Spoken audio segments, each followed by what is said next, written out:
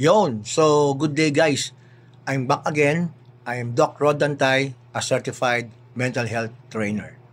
Ngayon naman, pag-usapan natin yung tungkol sa depression na isang dating sikat na artista na idol din natin na ngayon ay umamin na siya ay nagpapagamot dahil ang sintomas niya o ang nakitang diagnosis ay depression. Ano nga bang depression? According to Diagnostic Statistical Manual for Disorder, 5th edition o DSM-5, ang depression ay mga sintomas ng isang mental health disorder na ito ay mga merong matinding kalungkutan, kawalan ng interes sa mga dating kinagigiliwan, pagbabago sa pagkain o tulog, pagkapagod at pakiramdam ng kawalan ng halaga o pag-asa. Ito mga sintomas na ito, according to DSM-5, ay kailangan hindi bababa ang kanyang sintomas ng 2 linggo. You see, ang isang sintomas pag pinagsama-sama mo, no, makikita mo ngayon yung mga resulta na meron doong mga factors na nakakadagdag sa depression. So, halimbawa, yung tao dating masayahin, kaibigan mo, bigla na lang naging parang melancholic na napakalungkot. Alam mo naman na hindi sa ganun dati. Yung kanyang mga eating habits, no, na talaga namang magilaw kumain, no, mahusay sa mga kainan, biglang wala nang gana. Yung mga sinasabi niya, no, parang wala nang pag-asa, negativity, no, talagang yung nakita mo dati na siya ay laging nakangiti, positibo sa buhay, bigla-bigla na lamang na nag-iba, no? Kasi yung mga sintomas na yan can become a syndrome, no? Pag pinagsama-sama na yan. Ngayon, ano ba yung mga dapat nating maging mga ebidensya o mga proof na yung kaibigan mo o ikaw mismo ay dumadanas ng depresyon? Well, sa mga personal na mga naranasan natin sa mga kaibigan na natulungan natin, minsan nga pati yung kanyang physical na hygiene, no, nawawala na, no? Yung pananamit niya parang hindi na maayos, no? Na dati napaka-smart niyang manamit, no? Hindi na. Then yun nga, yung bigla na lang nawalan ng gana sa lahat ng bagay sa buhay. Yan, sintomas ng depression yan. Anong pwedeng mangyari? Pinaka worst na pwedeng mangyari ay kunin niya ang kanyang sariling buhay. Yan ang pinaka-worst na pwedeng mangyari. Pero siyempre, yung kanyang mga pakikipagkapwa, apektado na yun, no? Lumalayo sa mga tao, no? Nasa kwarto lang lagi, no? Ayaw niya ng mga may ibang naririnig pag kumakausap sa kanya, unless yung talagang kanyang support system. Yan ang mahalaga. Ano naman ang dapat na ipayo o gawin? Ikaw na nakikinig, no? Baka ikaw yung nakakaranas ng depression. Ano ang mga dapat mong gawin? Unang-una, kailangan yung support system. Ano yung support system? Sino-sino sila? Yung family mo. Yung mga confidant mo, yung mga kaibigan mo na pagkakatiwalaan mo na yung sekreto. Yung iyong religion, yung iyong faith kay God, no? Yung iyong intellectual capacity, pagganahin mo ulit. Doc Rod, siyempre sabi niya, depressed nga siya. Yun nga ang kailangan labanan. Na malaman mo na ma-acknowledge mo na ikaw ay dumadaan sa ganyang depressed na era, no? Kaya nga sabi nga, pagdadaanan mo lamang. Kaya i-acknowledge mo yun na ang problema, nandyan lang yan. Ang tulong, nandyan din lang yan. Kailangan mo ma-acknowledge na ikaw ay dumadanas nga ng depresyon.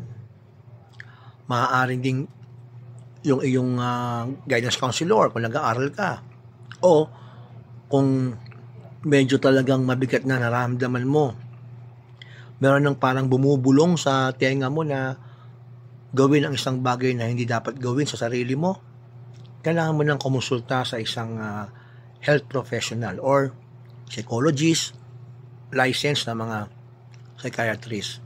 Dahil dalawang bagay ang pwede nilang matulong sa iyo.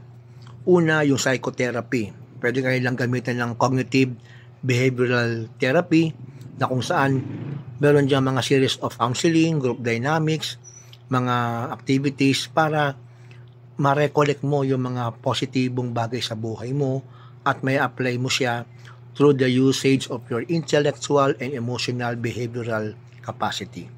Yung isa naman, pangalawa, pwede kayo lang bigyan ng mga gamot, mga antidepressant drugs. May reseta yan, hindi sa over-the-counter ha. Wala silang generic. Talagang medyo mahal yan. Sa pag-Pilipino, narinig nila, yung isang tableta, nagkakalaga ng 500 piso. Ba, bilang gagaling yan. Hindi. Sabihin lang niya, hindi, yung 500, ibili ko na ng Jollibee o pangbilis ng kung ano mga bagay na ikakasaya ko. No? Sometimes it will take months, it will take years, pero siyempre depende nga yan sa support system mo. Yung family mo, yung reliyon mo, eskwelahan mo, mga kaibigan mo, at siyempre, nakadepende yan sa'yo. Kailangan, maisip mo na ang buhay talaga hindi pwedeng walang problema. May mga pagsubok na dumating sa'yo. Halimbawa, pag meron akong kausap, isang tao na siya ay gusto niyang magkaroon ng bagong sapatos. Sabi ko sa kanya, maswerte ka nga at meron kang paa. Yung isang tao na may-ari ng factory ng sapatos, hindi makapagsuot ng maraming sapatos kasi wala siyang paa na amputate niya. Diba ganon? Kung ikaw ngayon ay naisipan mo ng magpatiwakal, huwag naman sana, no?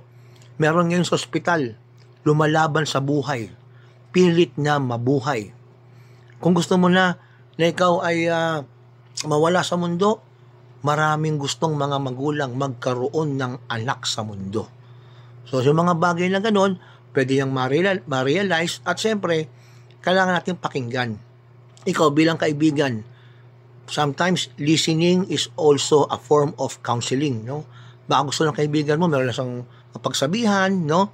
Subukan mo yun. Nangyari sa akin yan.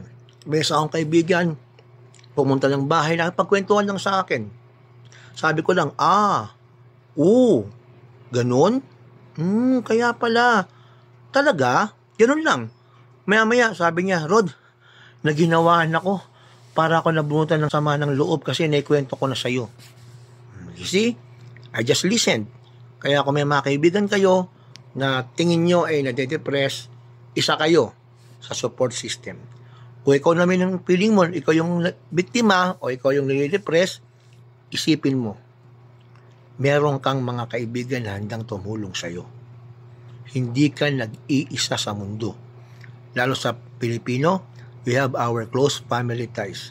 Ngayon, kung ang support system mo, ang magulang mo, ang kaibigan mo, ang eskwelahan mo, hindi ka maunawaan, meron tayong guidance counselor, meron tayong mga health professionals. At kung lahat ng yan, hindi epektibo sa iyo, meron tayong Diyos na hindi ka pababayaan. One day, pray ka lang ng pray, paggising mo, nailuha mo na lahat, naiiyak mo na lahat, nandiyan ang Diyos. Hindi ka niya pababayaan. Whatever religion na nandoon ka, isa yan sa mga pinapayo namin. Go back to your faith. Have it. Claim it. And you become a part of that particular faith na kinasasandalan mo. You have to recover. You need to recover. Dahil marami ka pang misyon sa buhay na kailangan mong kapanan. May mga taong umaasa sa iyo at ikaw mismo, you will be blessed to bless other people. So yun lamang, sana kayo natuto at napagtanto nyo na totoo po ang depresyon at mapagtanto nyo rin na totoo rin na may taong handang tumulong. So ayan muna tayo, be strong, be good, and do good. Have faith. Thank you.